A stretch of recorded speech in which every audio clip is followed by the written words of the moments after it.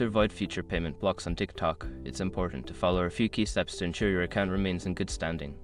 Here is a simple guide to help you navigate this process.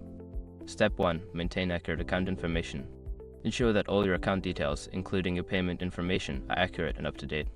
This includes your name, address, and payment method. Regularly check for any discrepancies that could trigger a payment block. Step 2. Follow community guidelines. Familiarize yourself with TikTok's community guidelines and ensure that your content adheres to them. Violating these guidelines can lead to account restrictions, including payment blocks. Step 3. Monitor your account activity. Keep an eye on your account activity for any unusual behavior or unauthorized transactions. If you notice anything suspicious, report it to TikTok immediately to prevent potential issues. Step 4. Use a secure payment method. Before filing a refund or dispute, use the s.com link in the description to open the refund dispute deadline calculator and confirm your deadline. Step 5. Engage with customer support. If you encounter any issues or have questions about your account, reach out to TikTok's customer support for assistance.